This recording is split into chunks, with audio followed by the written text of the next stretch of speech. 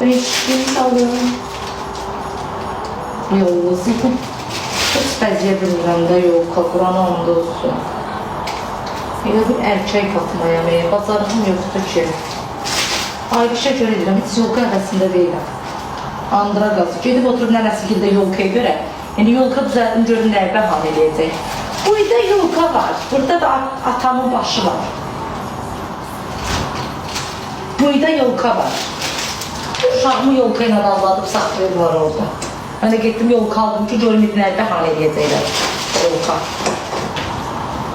Ay!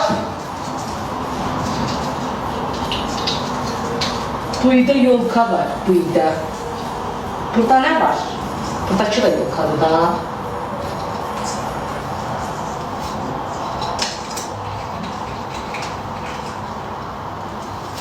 Kızım, Allah canını paylaşın siz Allah. Az bu ne de hamısını bu rengi almışam, ben qaşqalda. Işıq öz-özünü, mən bu niyə belə deyir?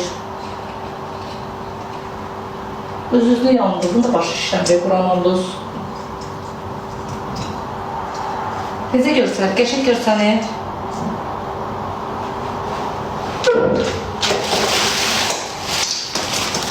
Nə var?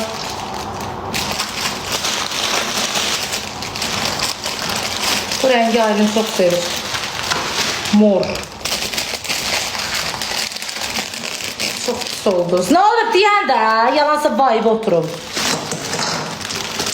Bu nə rənglərdir? Satılırsa deməli yolka oyuncağı rənglərdir. Baxam, heç kəs sən qədər bilmir.